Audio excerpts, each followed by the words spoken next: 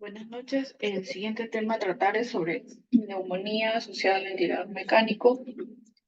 Dentro de los objetivos veremos cómo identificar los factores de riesgo, cómo se realiza el diagnóstico y conocer algunas medidas de prevención y de vigilancia. La neumonía asociada al ventilador es una infección de parénquima pulmonar en pacientes expuestos a ventilador mecánico durante al menos 48 horas. Según los estudios, nos demuestran que la edad no parece estar relacionada con un factor de riesgo como sí el género masculino, eh, las comorbilidades y la gravedad de la enfermedad. Las tasas de incidencia pueden variar, estas dependen de la población. Por ejemplo, hay una alta tasa en pacientes traumatizados porque suelen presentar aspiración por alguna lesión cerebral y hipercontusión pulmonar en pacientes con EPOC, quienes suelen tener una duración más prolongada de ventilación mecánica y una alta incidencia de microaspiración y colonización por bacterias. También en los pacientes con síndrome de distrés respiratorio agudo, con una incidencia de hasta el 29%. En cuanto a los microorganismos, varían. Depende de la duración de ventilación mecánica, la estadía en UCI, los momentos y la exposición a los antimicrobianos, la ecología local de cada unidad y los factores de riesgo para patógenos multiresistentes. Dentro de los gram negativos se encuentra Pseudomonas aeruginosa, Escherichia coli, Klebsiella pneumoniae, especies de Acinetobacter, y en los gram positivos Staphylococcus aureus.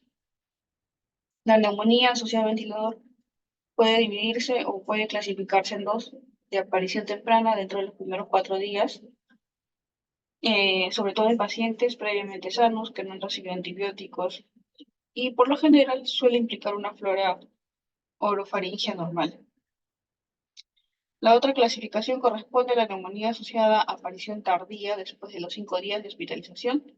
Probablemente pueda deberse a patógenos multidrugoresistentes.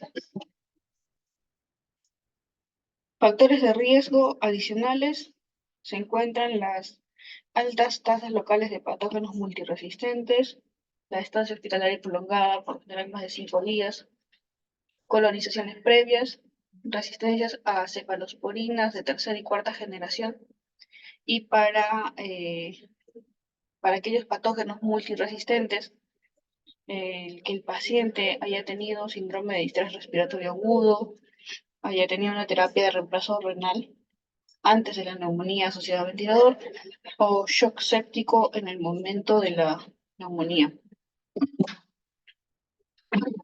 Los microorganismos como Pseudomonas aeruginosa suelen aislarse como MDR y es esto cada vez más frecuente, al igual que Acinetobacter baumannii. 2/3 de estas cepas pueden causar neumonía asociada al ventilador con resistencia a carbapenémicos. La colistina también se ha visto un aumento en la resistencia debido también al aumento de consumo. En cuanto a los hongos, rara vez suelen causar neumonías asociadas al ventilador.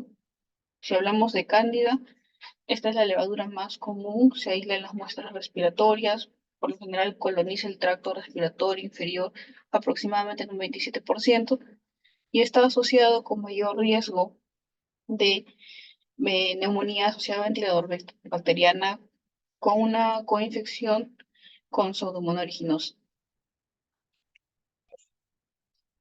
En cuanto a Aspergillus fumigatus, suele ser de inicio tardío y también suelen preceder antecedentes como influenza. Para el diagnóstico debemos tener una sospecha clínica, cultivos microbiológicos positivos de muestras del tracto respiratorio inferior, infiltrados radiográficos nuevos o progresivos y persistentes. Podemos usar el Clinical Pulmonary Infection Score, CEPIS, que si tiene un puntaje mayor a 6 nos indica mayor riesgo de neumonías. Este score contiene variables como temperatura, los leucocitos, secreciones traqueales, cambios en las características de las secreciones traqueales, la oxigenación en cuanto a la relación de PAFI. Y bueno, en cuanto a las imágenes, si es que se presentan infiltrados nuevos, con un puntaje que va de 0, 1 a 2.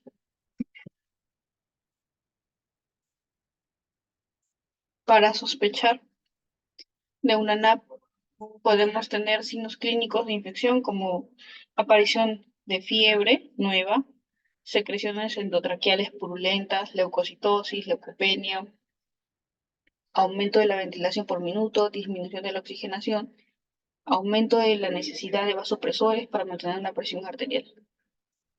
En cuanto a las imágenes, la radiografía no son sensibles ni específicas, las tomografías es más sensible y la ecografía pulmonar, que es operador dependiente, todavía faltan datos sobre su sensibilidad y especificidad. Los biomarcadores, tanto como proteína C reactiva, procalcitonina y el receptor desencadenante soluble expresado en células mieloides STREM1, carecen de precisión y no se recomienda su uso para el diagnóstico. Hasta el momento no existe un único criterio clínico, biomarcador o puntaje que sea lo suficientemente preciso para diagnosticar. En la vigilancia, los signos clínicos por sí solos no son ni sensibles ni específicos, bueno, ni solos o combinados. Los cultivos de vigilancia del tracto respiratorio inferior puede ayudar a predecir la participación de aquellos agentes multiresistentes. Nos ayudan a disminuir el uso innecesario de antibióticos de amplio espectro y no hay datos de que mejore los resultados clínicos o reduzca los costos. Para la prevención tenemos que el cuidado oral con clorexidina o las profilaxis de úlceras por estrés podrían ser perjudiciales porque algunos pacientes pueden aspirar parte del antiséptico o desencadenar una lesión pulmonar aguda. El drenaje y la secreción subglótica pueden no acortar la estancia, limitar la exposición a la ventilación mecánica invasiva o en el mejor de los casos evitar la intubación o acelerar la extubación si se ha asociado con tasas más bajas de mortalidad. Elevar la cabecera de la cama puede prevenir el reflujo de las secreciones gástricas hacia los pulmones y los probióticos proteger a los pacientes en neumonía asociada al ventilador, modulando el microbioma e inhibiendo la colonización con patógenos invasivos. Aquellas prácticas que se asocian a extubación temprana se relacionan con menor mortalidad, como por ejemplo evitar la intubación de ser posible, minimizar la exposición mediante el uso de oxígeno de alto flujo o el uso de ventilación no invasiva, el uso de sedación ligera o pruebas de respiración espontánea para lograr una extubación pronta y movilización temprana. Para el tratamiento, la piedra angular es el tratamiento endovenoso. Debe ser un proceso en dos pasos. Tenemos el tratamiento empírico y el tratamiento definitivo. El tratamiento empírico, la elección y la inmediatez va a depender de la gravedad y los factores de riesgo del paciente para adquirir patógenos multiresistentes. El tratamiento definitivo para tratar y evitar el uso excesivo de antibióticos. La elección de estos antibióticos depende de algunos parámetros de la gravedad de la enfermedad actual, las enfermedades subyacentes y su gravedad, los factores de riesgo y el patrón local de susceptibilidad de cada unidad. En cuanto al tratamiento, las guías europeas y las de Estados Unidos recomiendan una duración de tratamiento antimicrobiano que no debe exceder los 7 días, incluidos los pacientes infectados con Pseudomonas aeruginosa y Acinetobacter.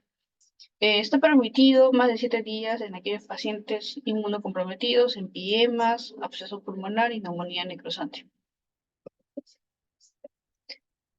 Los antibióticos deben suspenderse si no se aísla ningún patógeno, ¿no? Si tenemos un cultivo negativo, la restricción de carbapenémicos a patógenos sensibles solo a carbapenémicos. La terapia antimicrobiana se puede cambiar de manera segura a monoterapia una vez que se identifiquen los patógenos responsables y debe evitarse la doble cobertura anti-Pseudomonas en pacientes con Pseudomonas aeruginosa sin complicaciones.